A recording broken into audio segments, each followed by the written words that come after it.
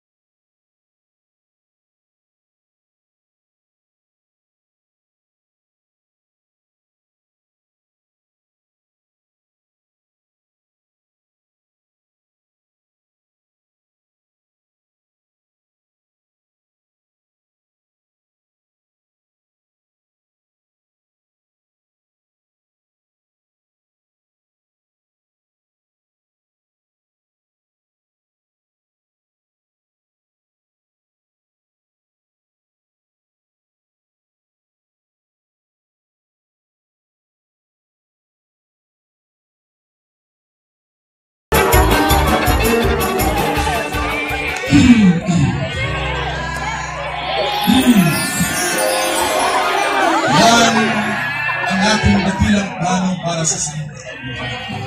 Kaligtasan para sa lahat. Look, who's here? Nga naman.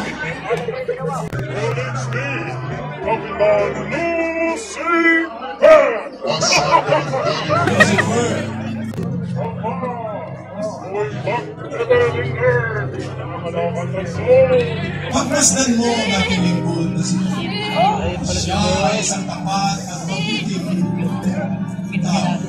Saan ka ba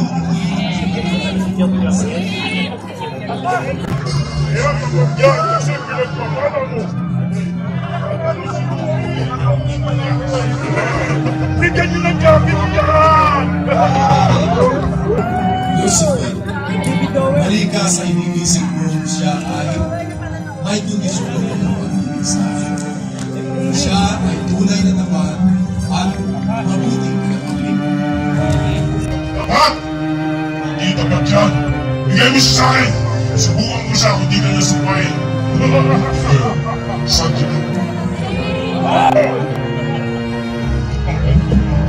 Kung gayon, pinahihintulutan mo siya gawin mo ang nais na laban sa kanya. Huwag mo lamang siya sasabihin.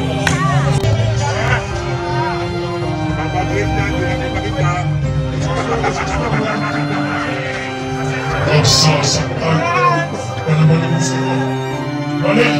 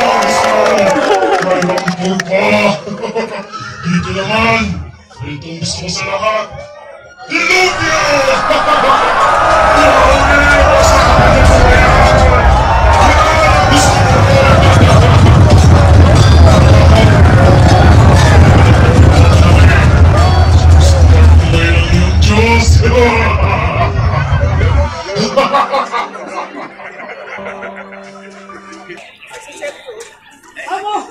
Amo! Anong nangyari sa'yo? Bakit tuman ka? Tayo po siya laki ng mga taga-sabilan.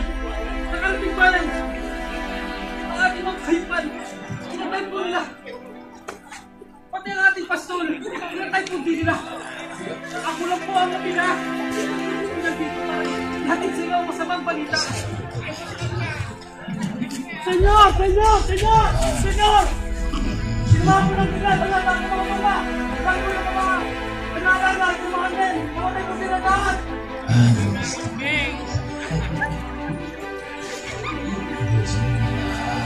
Mudi! Wala sa ating kailangan. Tamuran. Matangin na po ang tanggihan. Sabihin mo! Gusto mo sabihin! Sabihin mo! Masama akong balita.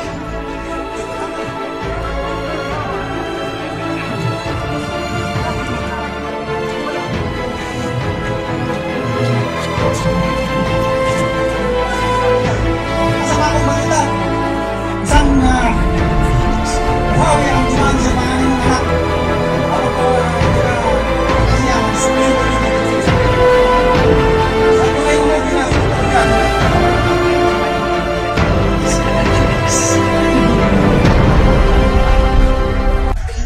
Panginoon ko!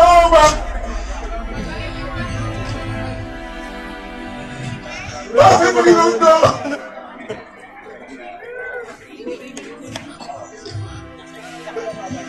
Sa aking magagay sa mundong ito, ako ay hubad. Hubad akong babalik sa iyo, O Diyos ko! Sapagkat ikaw ang Diyos na nagbibigay.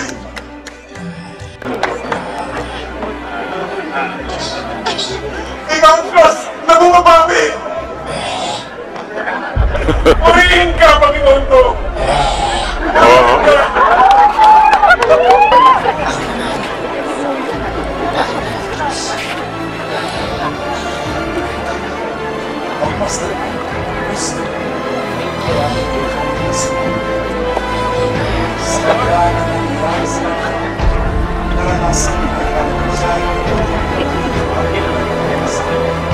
Wala na ang kanyang pamilya. Wala na ang kanyang anak. Ang kanyang mga ari-arian ay lubisa na nawala. Ngunit pagkas na ang nakikip ko, siya ay nanatiling tapat at mabuting katiwala. Siya ay isang mama. Kaya ganyan malakas pa eh. Isa kang talunan Sa akin. Kasi, huwag ka masyadong skapit. Pa, bigay mo siya ulit sa akin. Dito sigurado, susumbahin ka niya. siya sa iyo. Kung gayon, para lubusan mong mapatunayan kung gaano katapat si Lord sa akin. Gawin mo ang lahat ng gusto mo sa Yan kanya. ang gusto ko. Huwag mo lalong siya. Gusto ko parang masumpas ka niya.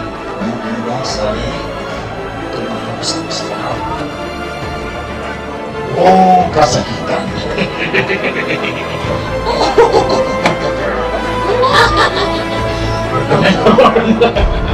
Ano na yan, oh? Tawag Diyos ako sa iyo. Tawag Diyos ako. Diyos ko. Ay, Diyos.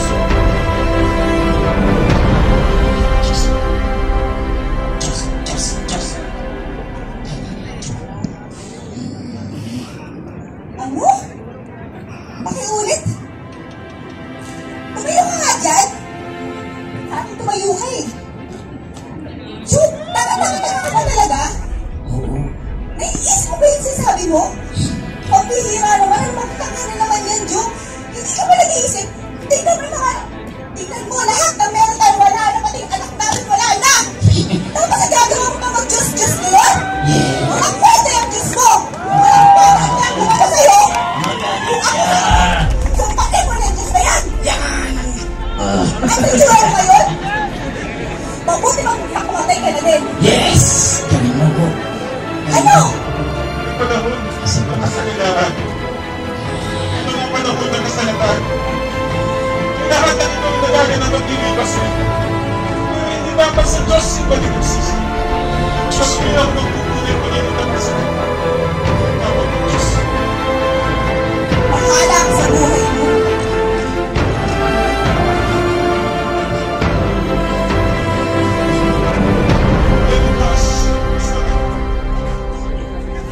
Job, my friend!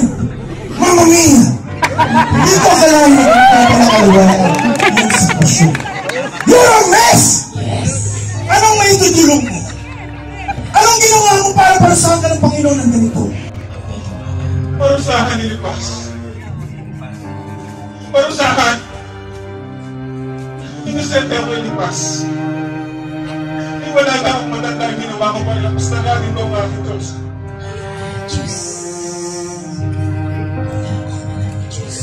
Job, my friend, kung wala ka talagang kasalanan, bakit nangyayari ito sa'yo? Bakit? Wala akong ginagawang masama. Wala ilipas. Wala.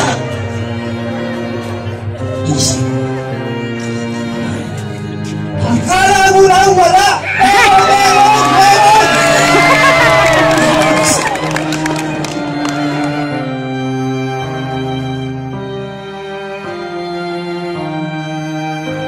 Pero wala akong kasalanan. May tinatago kang kasalanan. Tingnan mo yung sarili mo. Mukha kang basura. Wala mang ginamit ng Diyos kaya ka nagkaganyan. Kung ako sa'yo, lalapit ako sa Diyos, mananalangin at hihingi ng tawad. Ganyan ang gawin mo! Nagkakamali na biglan. Wala akong ginagawang masama. Wala akong kasalanan. Wala kang kasalanan? Tingnan mo na sa paligid mo. Nasaan ang mga alipin mo? Nasaan ang mga alirian mo? Nasaan pati mga anak mo? Wala!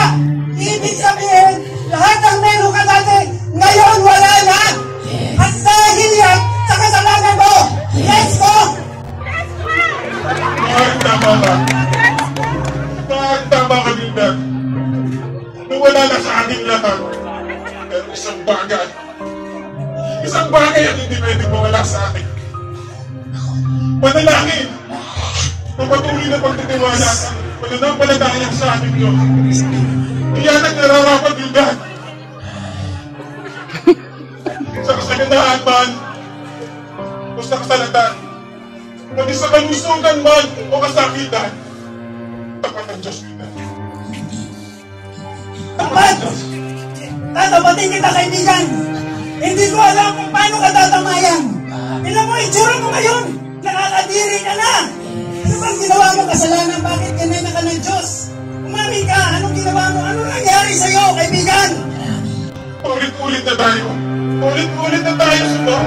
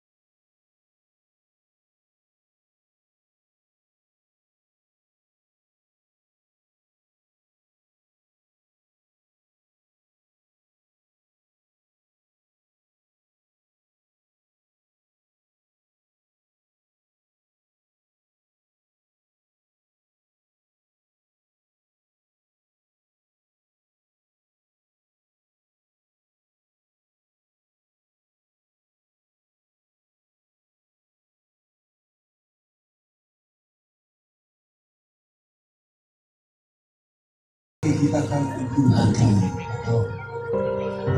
Hindi mo man ako nakikita. Ngunit bakit ko ang mahal sa buhay. Magbasdan mo ang paligid ang kagandahan ng kapaligiran mo. Ang mga dalas, kalangitan, ang pamumungkadkad ng bulaklak, lahat ng kabutihan sa paligid mo ay nakikita mo. Gawa ko ang lahat ng bagay. Ngunit sa kabila ng naranasan mo, ano ba ang sisisi mo?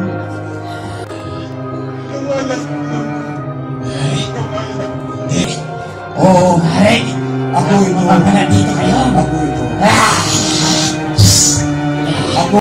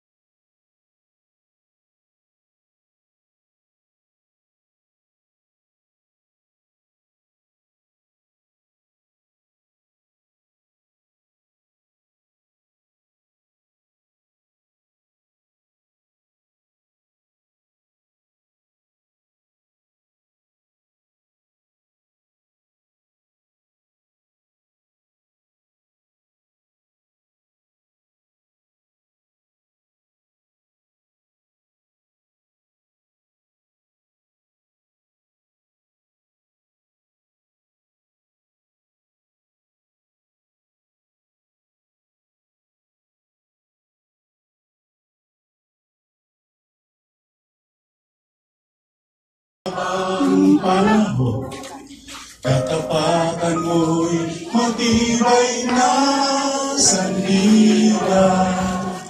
Sa bawat bigati, tagumpay man ay naroon. Tagumpay ang pag-asa kung katawin naon. Pag-ibig mo'y alay sa'kin noon hanggang ngayon. Dakila ka,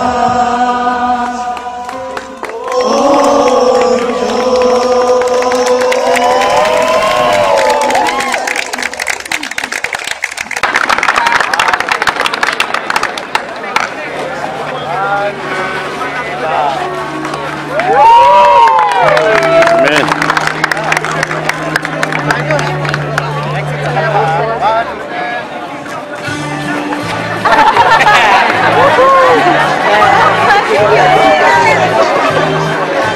Ayos sa pala.